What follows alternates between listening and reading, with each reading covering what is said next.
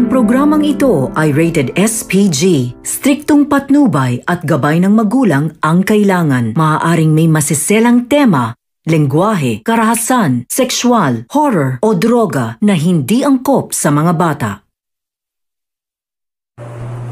Nahuli na ni Rigor itong si David na nagsisinungaling sa kanya at nahuli niya ito sa gitna pa ng kanilang pag-iimbestiga sa pagkamatay ni Pablo. Lantaran na kasing ipinakita ni David kay Rigor at Mando ang kanyang sarili na siya'y nagpapanggap sa katauhan ni Tanggol. Binuntutan kasi ni David itong si Catherine para ipakita umano sa kadalaga ang kanyang presensya. Ngunit wala siyang kamalay-malay na itong si Rigor ay nakasunod na sa kanya at habang sapilitan naman ni David na halikan ang dalaga. Bagay naman na ayaw niya ito kay David, ang pagiging hambog nito. Inunsulto niya ito ng kaliwat kanan. Habang si Tanggol ay nainip din sa paghihintay kay Marcelo, kaya't nagpasya siya na lumabas para hanapin ito. Pero sa hindi inasahang pagkakataon, nagkasalubong naman sila ng dalaga, si Catherine.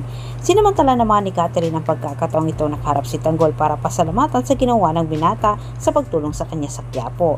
Hindi sinabi ni Tanggol sa dalaga ang totoo nilang pakay. Bagkus pinaniwalaan ni Catherine na nakairamay sila Tanggol at sinabayan naman ito ni Tanggol. Sinundan ng tingin ni David itong si Catherine pero halos lumuwa ang kanyang mata na makita niya itong si Tanggol nakausap ang dalaga. Nakaramdam ng takot at sobrang pagkabalisa itong si David. Buhat ng malaking gulo umano ang mangyayari kapag magkita si Ramon at Tanggol at mabubukpo na ang kanyang pagpapanggap. Natigilan naman itong si Rigor sa pagsunod kay David nang bigla din siyang sinalubong ni Facundo kasama si Marcelo. Hindi napigilan ni David ang kanyang galit kay Tanggol. Agad niya itong nilapitan sabay suntok. Walang binatbat si Hambog kay Tanggol. Agad binunot ni Tanggol ang kanyang armas at sabay tutok sa Hambog.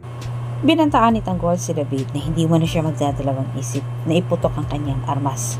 Kapag sa susunod ay uulitin pa umano ni David na siya'y saktan at baka hindi niya ito matansya. Antabayanan pa niyo ang susunod kong update. Maraming salamat sa inyong pakikinig at panonood.